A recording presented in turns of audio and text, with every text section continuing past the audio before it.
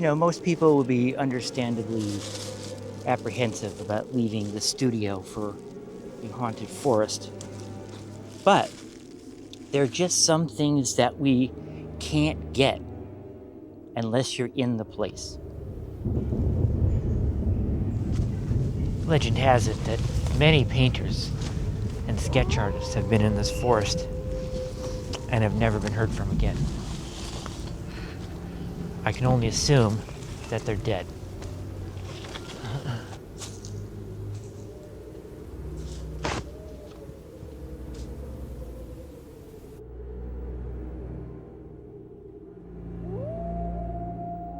Definitely a witch structure, no question. Witch benches. These definitely look like the kind of benches that a witch would use. Witches use things like this to hang their witch hats. This looks like something a witch might use with a fork. If I don't come back, you come get me, okay? Please. What is this? Oh my God.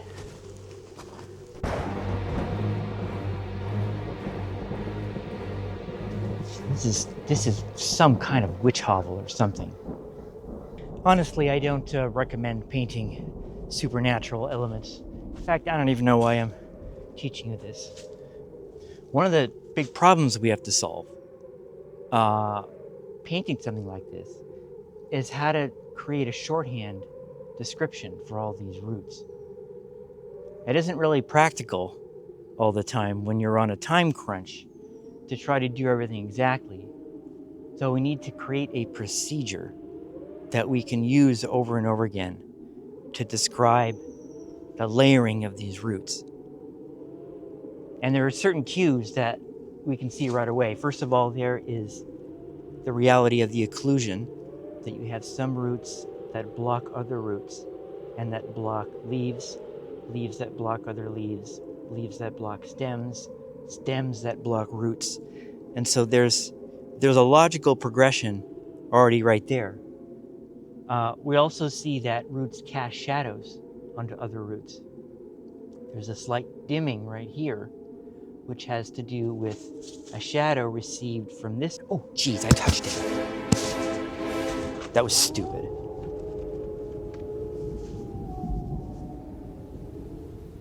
Okay. I think we're all right. But anyway, there's a shadow being received on this root from the other one. And that describes the distance. Like the way the shadow falls when it's close is different than how the shadow falls when it's far away. And so there's measurements of Z space in the shadows. And there's also just a gradual dimming, a gradient from here to deep inside, where generally each root is getting just a little bit darker as we go into this cave. Let me take a picture of this. Ow!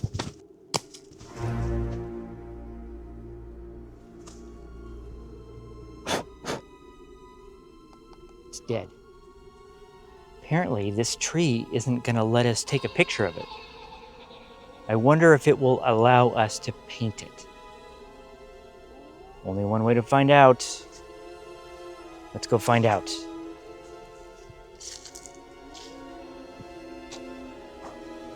Go find a spot where we can sit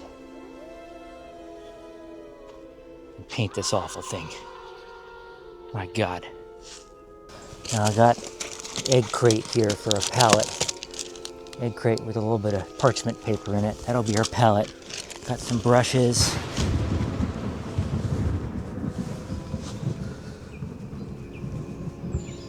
Jesus.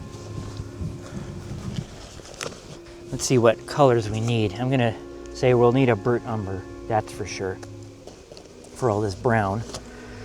We're gonna need a black. Always need black. We're gonna need a white, titanium white. And we are going to need a yellow ochre. Here we go, yellow ochre. There's some kind of dark magic coming out of that tree. Oh, and it's very upsetting. Okay.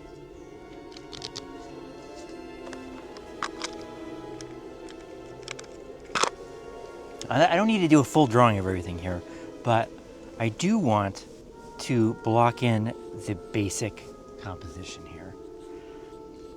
Now, I don't like doing a really full drawing here because I'm supposed to be doing a painting. I don't want to be doing a drawing, and if I put too much investment into this drawing, it'll just feel like a drawing. And that's something I have a hard time shaking. Once it's a drawing,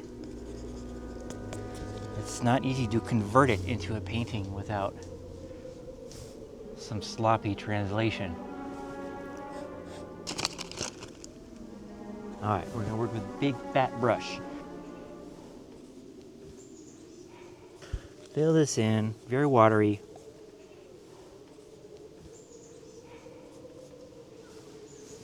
I have to find some sort of discipline to see this in layers, kind of one layer at a time. There are large frequencies of noise, and there are small frequencies of noise. And it comes out as a very complex pattern. But we can take it apart into smaller bits. Right now, I can't see how that's going to happen because this, frankly, looks stupid right now. That's okay. I expect that.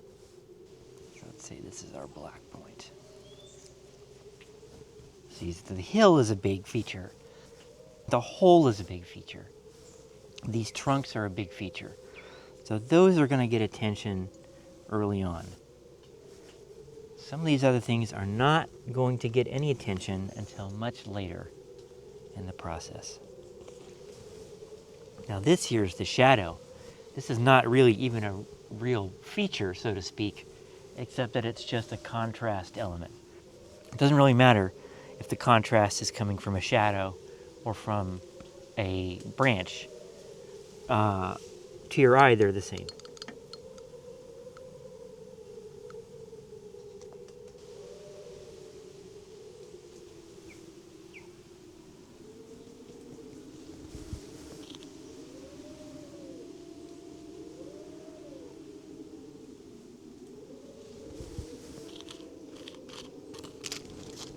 Some cerulean blue. Bring in just a tiny bead here.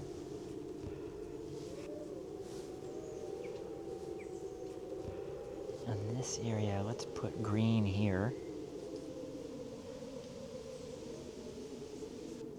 Here, here. And why don't we smear it around a bit. Now it's not the most precise hue to the actual event, but it is the most precise hue that we can get with this color palette. All right, let's get this curve in here for this root. Start building a silhouette here. This is sort of a grayish brown right here.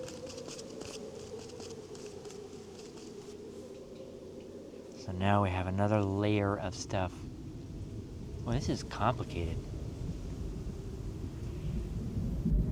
It's okay to cheat in the sense that I can move elements, move a branch around a little bit, make some slight changes to what I see as it suits the composition. That's the thing also, it's like I don't have to pick colors in any kind of absolute sense. I'm just sort of like adding yellow, subtracting yellow, adding red, subtracting red, adding, subtracting gray. It's just like these little variations.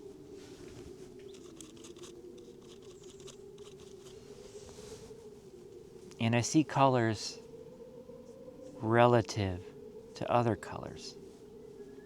and can judge them that way.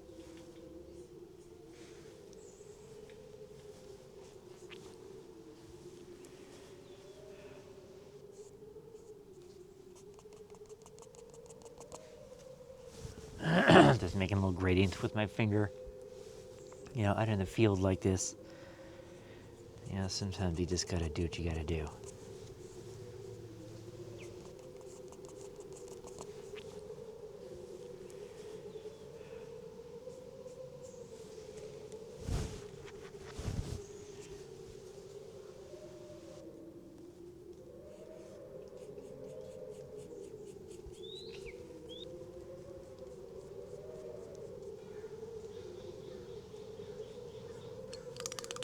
All right, let's work on our contrast a little bit. We need more brights.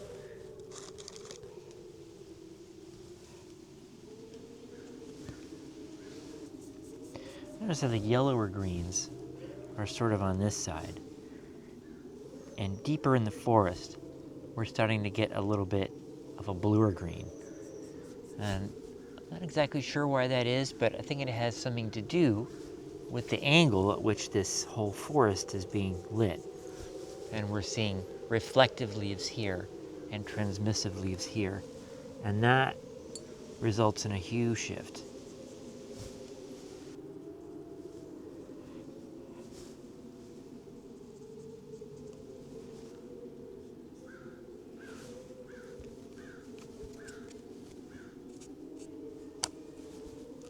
Make some little gradients here. Yeah. Using a dry brush.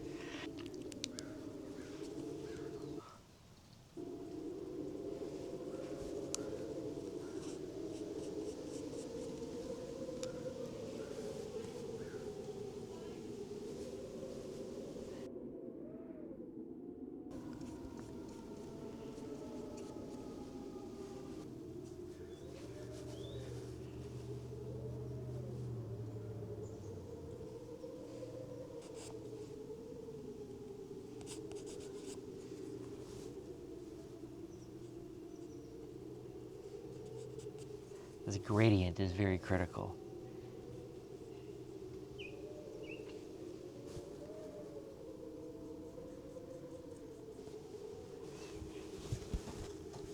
All right, so this is now becoming our contrast epicenter right here between the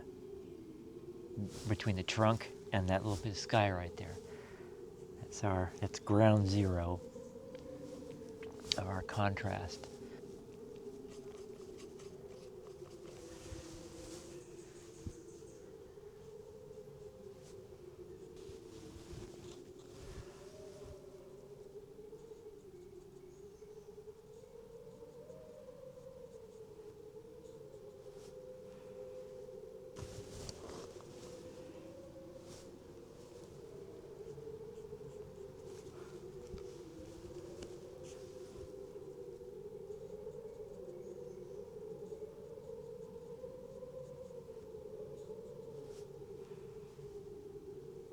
There's a progression of roots in Z space coming towards us.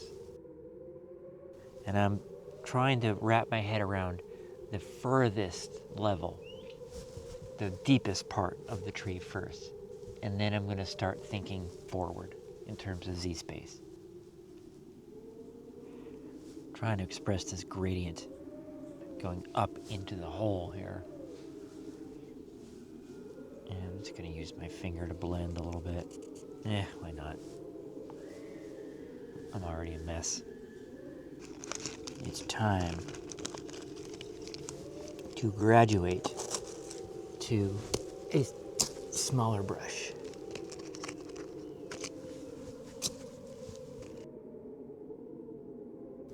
All these roots also casting shadows.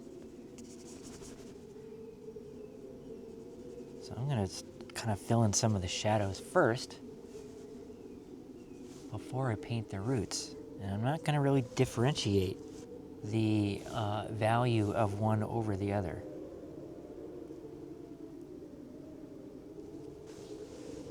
There's a great contrast region right here. over which I can indicate this root.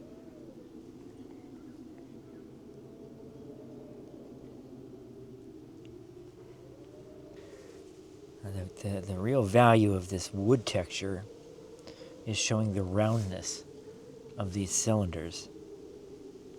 You know, the bark texture foreshortens around the edge of the cylinder, so we see a bunching of detail around a steep angle. And that is important to describe that shape.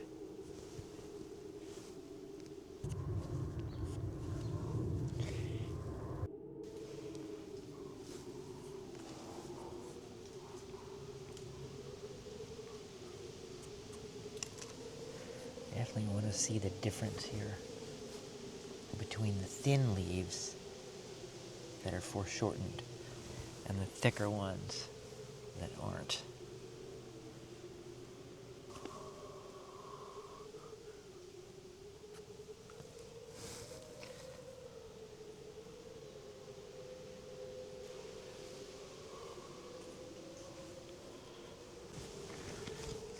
And now I might bring out some of my secret weapon here, is the fluorescent paint. What I could do is hit this with just a little bit of fluorescent green in the background as just a little sweetener. I'm not going to be too heavy-handed with it, but I will dilute it with a little bit of white.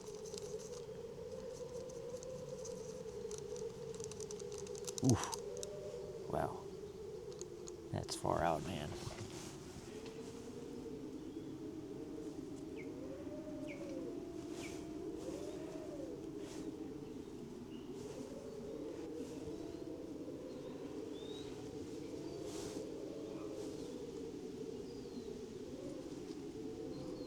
All right, that might be enough fluorescence.